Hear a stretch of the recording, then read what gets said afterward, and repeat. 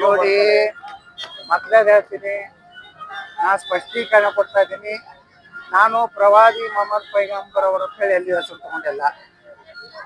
ನಾನು ಮಾತಿನ ವೇಗದಲ್ಲಿ ಮೊಹಮ್ಮದ್ ಅಲಿ ಜಿನ್ನಾ ಅಂತ ಹೇಳುವ ಬಗ್ಗೆ ಅಷ್ಟೇ ಕಟ್ ಆಗಿತ್ತು. ಮೊಹಮ್ಮದ್ ಅಲಿ ಜಿನ್ನಾ ತರ ಇವತ್ತು ಉದ್ಧವ್ ಠಾಕ್ರೆ ವರ್ತನೆ ಮಾಡ್ತಾ ಇದ್ದಾನೆ ಅಂತ ಹೇಳ್ಬೇಕಾಗಿತ್ತು. ಒಂದು ವರ್ಡ್ ಅಷ್ಟೇ ಇದೆ. ಯಾವಾಗಲೂ ಪ್ರವಾದಿ ಮೊಹಮ್ಮದ್ ಪೈಗಂಬರ್ ಅಂದಾಗ ಮಾತ್ರ ಆ ಇಸ್ಲಾಂ ಧರ್ಮದ ಸಂಸ್ಥಾಪಕರ ಹೆಸರು ತಗೊಂಡಂಗ. ಸುಮ್ಮನೆ ನಿಮ್ಗ ಅದು ಕಾಂಗ್ರೆಸ್ನವ್ರು ಬಿಟ್ಟರೆ ಬಿಜಾಪುರನಾಗ ಯಾರು ವಿರೋಧ ಮಾಡ್ತಾ ಇಲ್ಲ.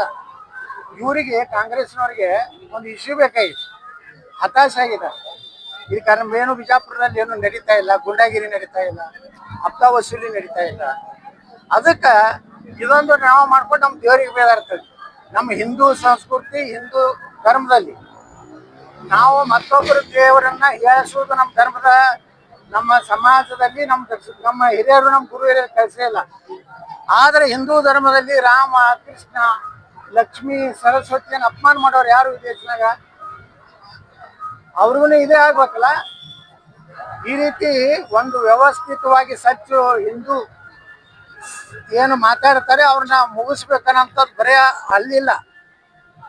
ನಮ್ಮಲ್ಲಿ ಕೆಲವೊಂದು ಜನ ಅದಾರೆ, ಅವರೆಲ್ಲ ರಾತ್ರಿ ಅವ್ರಿಗೆಲ್ಲ ಸಪೋರ್ಟ್ ಮಾಡಿ ಅವ್ರ ಜೊತೆಗಿದ್ದಾರೆ.